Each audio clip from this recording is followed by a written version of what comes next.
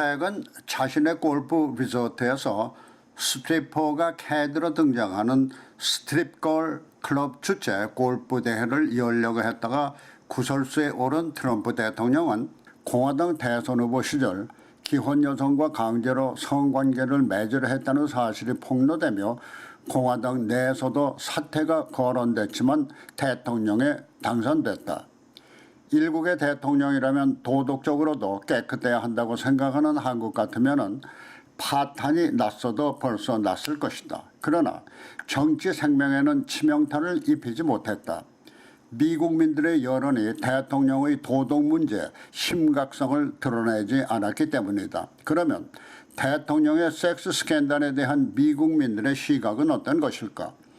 트럼프 말고도 역대 대통령의 섹스 스캔들을 조명해 보면 답이 나온다. 대표적인 예가 누가 뭐래도 클린턴 전 대통령이다.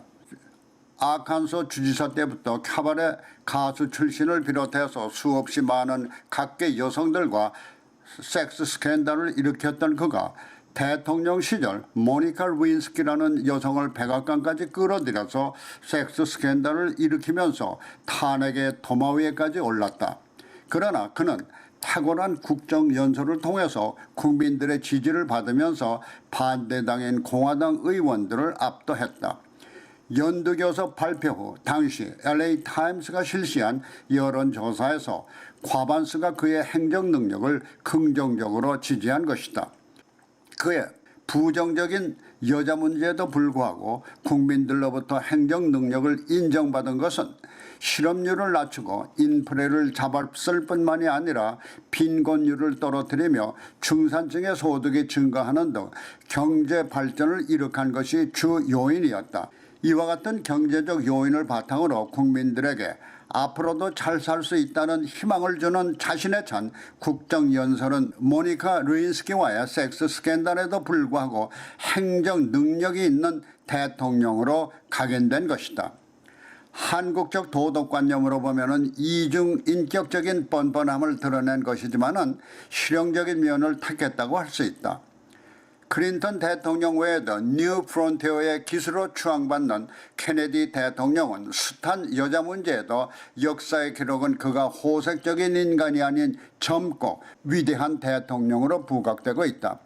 미국은 건국 초부터 무려 14명의 대통령이 섹스 스캔들을 일으킨 것으로 알려졌지만 개인적인 사생활로 치부되며 공적인 업적만 부각되는 것이 미국이기도 하다. 그러면 대통령의 섹스 스캔들을 보는 미 국민들의 관대한 시각을 좋게만 봐야 할 것인가? 한편에서는 미국의 건국에 스며든 청교도적 도덕관의 붕괴라는 지적도 일고 있다.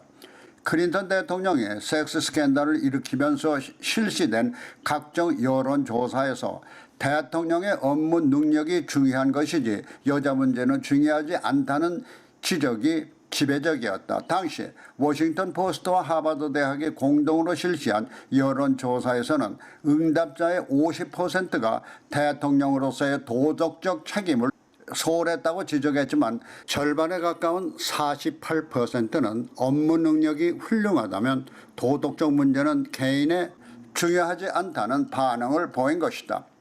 이와 같은 미국민들의 생각은 현실적인 삶의 문제가 도덕적 문제보다 중요하다는 것을 보여주는 것이기도 하다.